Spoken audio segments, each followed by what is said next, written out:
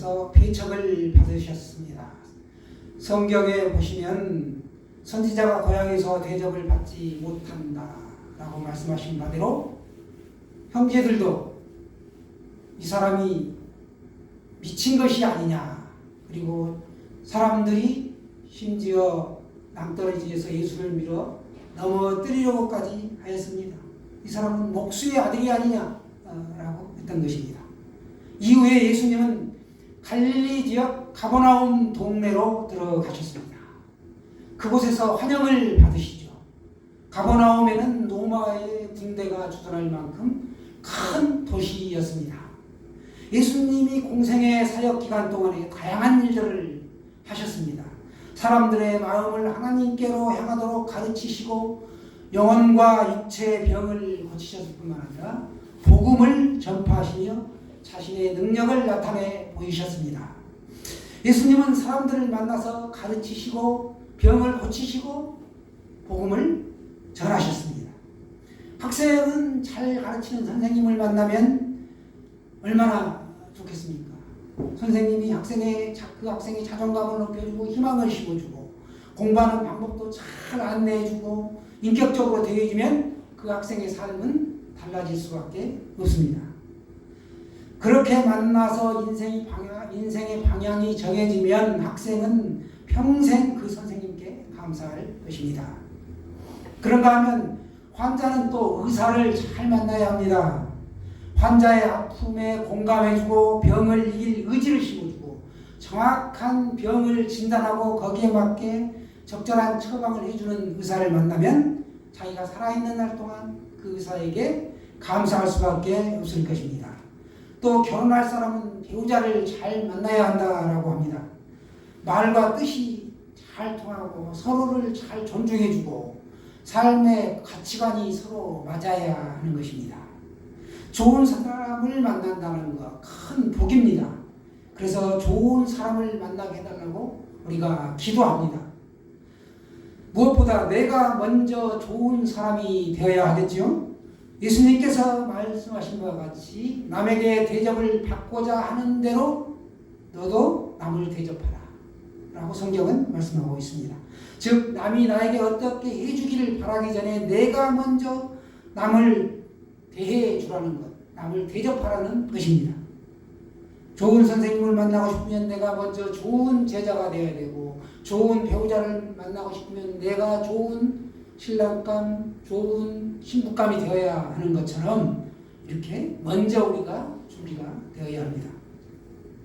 그러나 우리 인생에서 우리가 꼭 만나야 할 분이 계시는데 그분이 바로 주 예수 그리스도이십니다. 그런데 그분은 우리가 그분을 만날 만한 어떤 자격을 갖췄기 때문에 우리를 만나주시는 것이 아니라는 것이죠. 내가 죄인이고 부족함에도 불구하고 그분이 먼저 나를 사랑하셨기 때문에 찾아오신 것입니다. 나는 죄인이고 너무너무 부족한데 그분이 나를 찾아오셨다. 웬 은혜고 웬 감사가 아닙니까? 정말 은혜 중에 은혜입니다. 인간관계에서는 내가 만나려면 어떤 조건이 필요하지만 예수님은 아무 조건 없이 믿음으로 예수님을 받아들이는 사람에게 찾아오십니다. 일방적으로 나를 먼저 찾아오신다라는 것입니다. 이렇게 우리를 만나주신 예수님이 우리더러 너희는 좋은 사람이 되어라 라고 말씀하고 계십니다. 죄인을 찾아와서 만나주시고 그 죄인에게 다시는 너가 죄를 짓지 말라 라고 말씀하십니다. 예수님은 갈릴리 가버나움에서 안식일에 회당에서 가르치셨습니다. 이 가르침에 사람들이 다 놀라지요. 왜냐하면 예수님의 말씀에 권위가 있었기 때문입니다. 이 권위, 사람들이 권위하게 되면 높은 자리 상석에 앉고 남으로부터 대접받고 이걸 권위라고 생각하는데 이 예수님의 권위는 이제까지 본 적이 없는 권위였다라는 것입니다. 여러분, 매주 저에게 설교 말씀을 듣습니다. 설교 잘하는 목사 물론 훌륭하죠. 그러나 말씀에 권위가 있는 목사가 훌륭한 목사입니다. 이걸 위해 우리가 기도해야 되고, 또 가정에서도 말씀에 권위가 있어야 되고, 직장에서도 친구 간에도 내 말에 권위가 있어야 한다라는 사실입니다. 저는 여러분이 그런 권위가 있기를 원합니다. 이 설교학에서 보통 설교하게 되면 하나님의 사람, 설교자죠. 하나님의 사람이 하나님의 백성에게, 청중에게 하나님의 말씀을 가지고, 성경 말씀이죠. 성경을 말씀을 가지고 하나님 나라를 살도록, 하나님 나라는 내 안에 있느니라, 이미 시작된 이 천국, 현실 천국을 누릴 수 있도록 내 말을 하는 것이 아니고 하나님의 말씀을 대언한다라는 것입니다. 이게 이제 보통 설교학에서 말하는 설교학의 정의인데요. 우리가 내 말이 아닌 하나님 말씀을 선포할 때 아멘으로 화답하고 받아들이는 것입니다. 어서 오세요. 예수님은 사람들에게 말씀을 들려주어 가르치시려고 그들을 찾아오신 것입니다. 예수님이 회당에 들어가셨습니다. 거기에 귀신 들린 사람이 있었습니다. 예수님이 말씀을 강론하는 도중에, 요즘으로 말하자면 예수님이 말씀을 선포하는 설교 중에 느닷없이 어떤 사람이 벌떡 일어나더니 예수님을 향하여 크게 소리를 지릅니다. 나사렛 예수여, 나는 당신이 누구인 줄 아는데 당신은 하나님의 거룩한 자입니다. 이렇게 소리를 친 것입니다. 예수님이 하나님의 한 분이라는 사실을 이 귀신도 알아본 것입니다. 하물며 영육을 가진 우리들이 예수님을 못 알아본다면 얼마나 슬픈 일이겠습니까? 우리는 나를 구원하시려고, 나에게 말씀을 들려주시려고 찾아오신 그 예수님을 반드시 만나야 합니다. 예수님은 회당에서 자신에게 소리를 지르는 그 사람 속에 들어있는 그 귀신을 향하여 꾸짖으셨습니다. 잠잠하고 그 사람에게서 나오라, 이렇게 말씀하신 것입니다. 예수님은 이 땅에 귀신을 달래려고 오시지 않았다. 또 귀신과 어떤 협상을 하기 위해서 오신 것도 아니다 라는 사실입니다. 예수님은 잘못한 사람을 용서해 주실 수는 있어도 사람을 괴롭히는 귀신을 용서하시지는 않습니다. 하나님 나라를 파괴하는 사탄 마귀를 절대로 용서하지 않으십니다. 예수님께서 만나려고 찾아온 대상은 우리네 사람들입니다. 우리가 예수님을 만나면 그분을 믿게 되고 그분의 가르침을 받고 그분이 주시는 은혜의 선물인 구원을 받습니다. 이것이 예수님이 우리를 찾아오신 목적이라는 것입니다. 그러나 사탄이 예수님을 찾아갈 때는 예수님을 시험하고 넘어뜨리기 위한 것입니다. 귀신이 사람을 찾아올 때도 그 사람을 괴롭히기 위함이죠. 예수님의 꾸지람을 들은 귀신이 사람을 넘어뜨리고 나가지만 넘어진 그 사람이 다치지를 않습니다. 예수님이 하신 일을 보고 사람들이 놀랄 수밖에 없었습니다. 저가 대체 어떤 권위와 능력이 있기에 더러운 귀신이 저렇게 더러운 귀신에게 명령을 하고 귀신이 나가게 되었는가 라고 서로 수근수근 쑥덕거리게 되었다는 것입니다. 예수님의 이 소문이 삽시간에 퍼져나갔습니다. 예수님께서 귀신 들린 사람을 특정해서 만나려고 일부러 회당에 들어간 것이 아니었다고 하더라도 예수님께서 귀신 들린 이 사람을 만났고 예수님의 말씀대로 그 사람이 깨끗함을 입었습니다. 여러분, 예수님의 이름에 능력이 있습니다. 예수님의 이름으로 귀신을 꾸짖으시기를 바랍니다. 귀신은 달래고 얼래고 협상하는 것이 아니라 꾸짖어야 한다라는 것입니다. 나오라! 강하게 예수님의 이름으로 명하는 것이죠. 예수님을 만나는 사람들의 형편은 제각각 다릅니다. 심지어 사람들이 가까이 하지 않고 피하는 사람도 있었습니다. 예수님은 그런 사람들을 모두 만나 주시죠.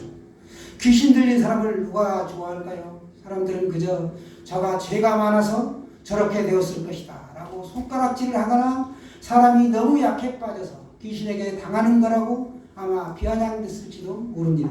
그러나 예수님은 귀신 들린 사람을 비난하지 않으시죠. 예수님을 만남으로 인하여 귀신 들린 사람이 멀쩡하게 되었습니다. 이렇게 사역을 펼치시던 예수님께서 이제 시몬의 집에 들어가셨습니다. 시몬 베드로죠. 베드로의 장모가 심한 열병을 앓고 있었습니다.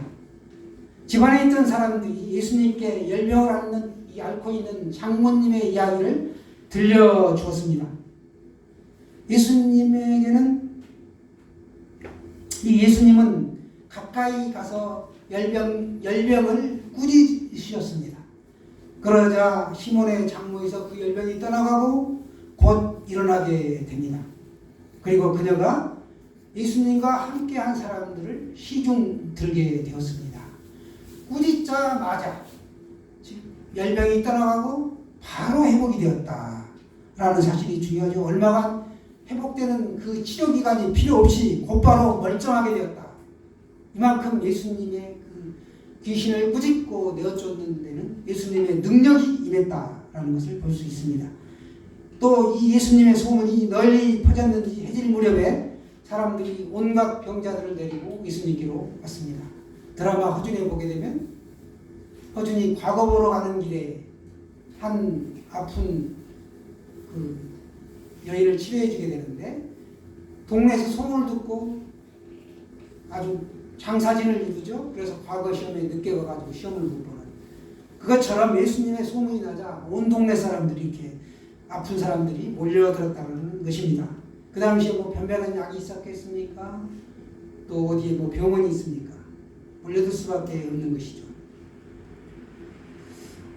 예수님은 그 몰려든 사람들을 향해 일일이 손으로 안수하시고 그들을 손을 얹어 고쳐주셨습니다.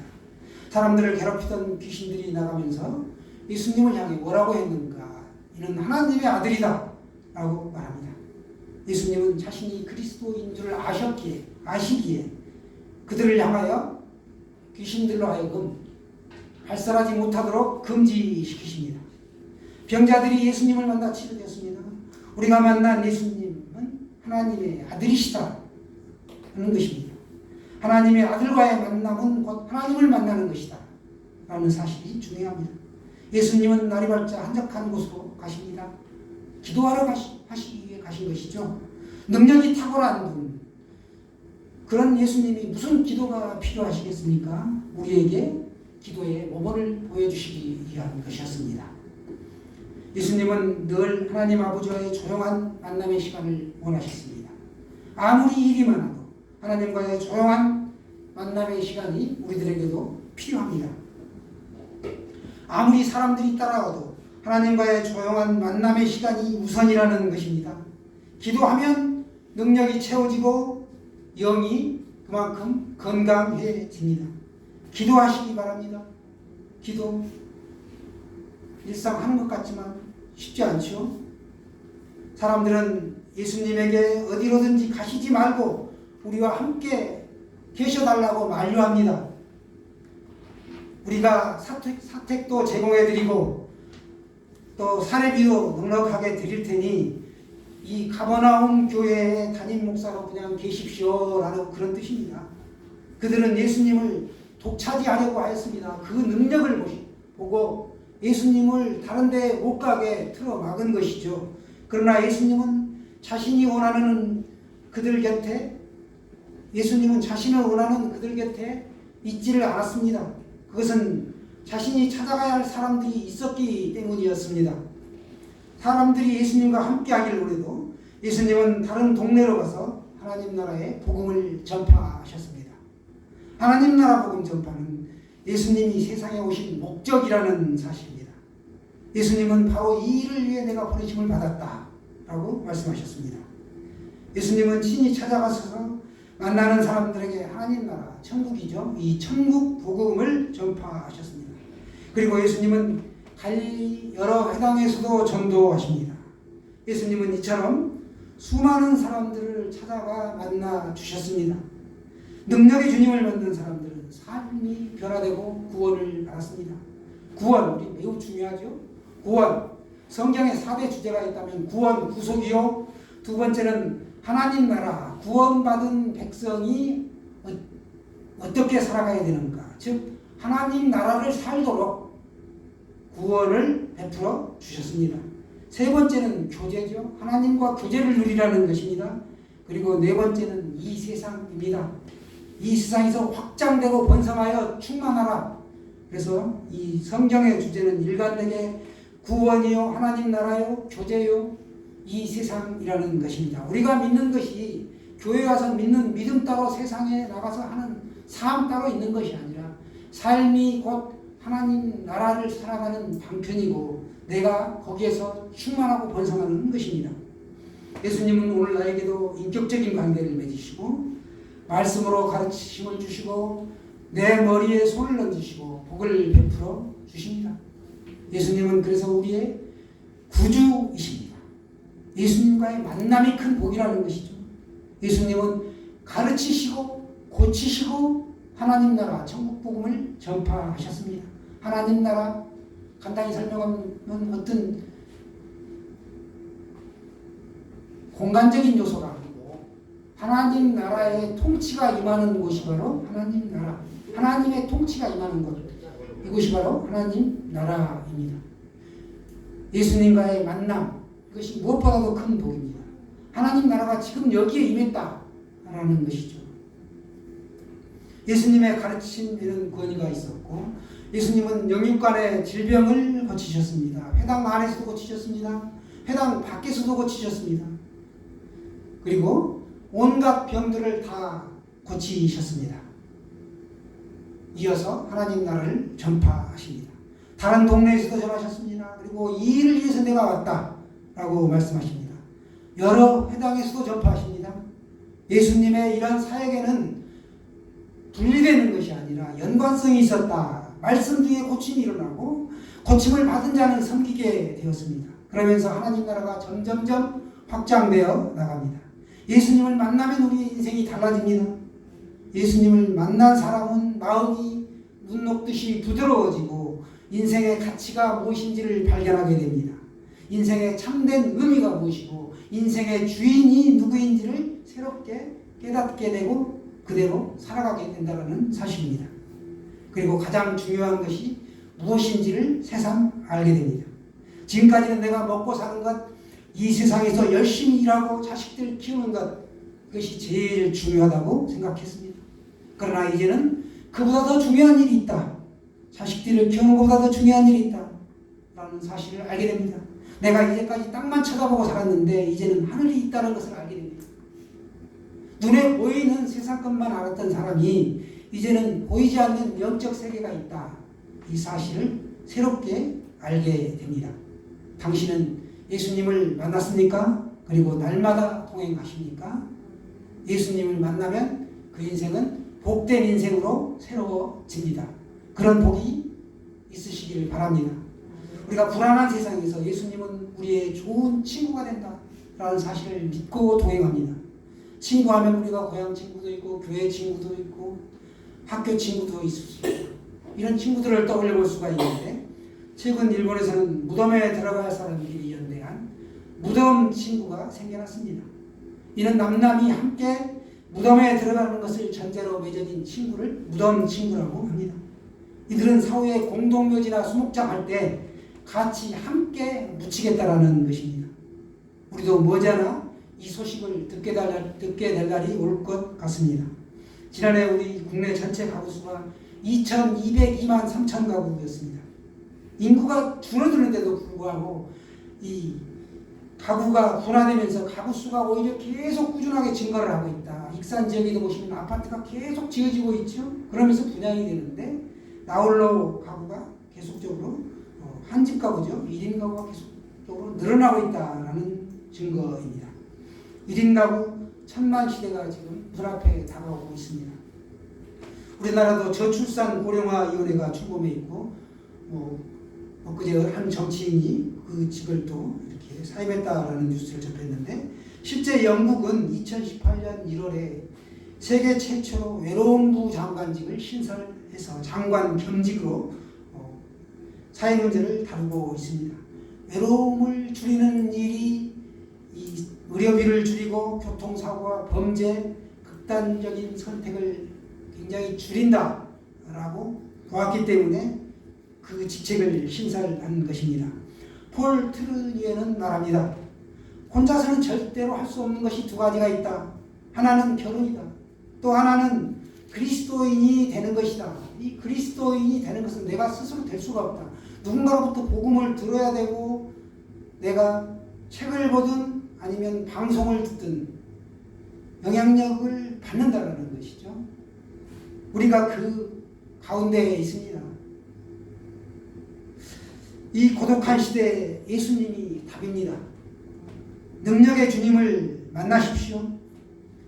우리 몸이 아파 병원 가면 눈이 아프면 안과를 가야 되고 감기 들면 이비인후과나 내과 또 어디 수술해야 되면 내과나 정형외과를 가게 됩니다. 그 해당 과에 맞춰서 이렇게 가야만 되는데 예수님을 만나는 것은 주님 앞에 나가면 한꺼번에 모든 것이 해결된다라는 것이 중요합니다. 주 안에서 살아가는 능력의 주님을 만나십시오. 날마다 동행하십시오. 살아가는 그런 가운데 하나님의 큰 은혜가 축복이 임하실 줄로 믿습니다. 복된 그런 인생 되시기를 축원합니다.